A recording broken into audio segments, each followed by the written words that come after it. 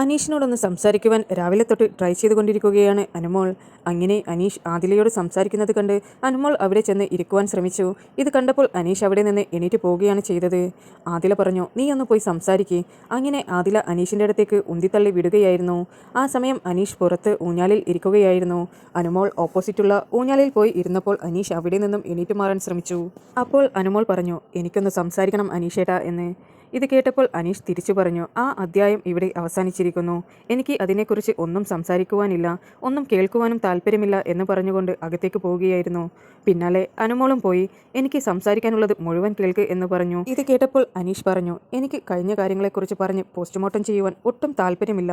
Anumol please എന്നെ ഒന്ന് വെറുതെ വിടൂ എന്ന് പറഞ്ഞുകൊണ്ട് മാറി നടക്കുകയായിരുന്നു. ഇന്ന് രാവിലത്തെ ആ ഇൻസിഡന്റിന് ശേഷം അനുമോളുമായി ഒട്ടും സംസാരിക്കാതെ മുഖം കൊടുക്കാതെ നടക്കുകയായിരുന്നു അനീഷ്. അനുമോൾക്കാണെങ്കിൽ അനീഷ് അങ്ങനെ കാണിക്കുന്നതിൽ വളരെ വിഷമവുമുണ്ട്. കാരണം ഇന്നലെ വരെ മുഖം നോക്കി സംസാരിച്ചിരുന്ന ഒരു വ്യക്തി ഇന്ന് മുഖം പോലും കൊടുക്കാതെ തിരിഞ്ഞു മാറുന്നത് കണ്ട് അനുമോൾ കുറേ സമയമായി പിന്നാലെ നടക്കുന്നുണ്ടായിരുന്നു. അനീഷ് ആണെങ്കിൽ അനുമോൾ അകത്തുള്ളത് കൊണ്ട് പുറത്ത് ഊഞ്ഞാലിൽ വന്ന് ഒറ്റയ്ക്കിരിക്കുകയായിരുന്നു.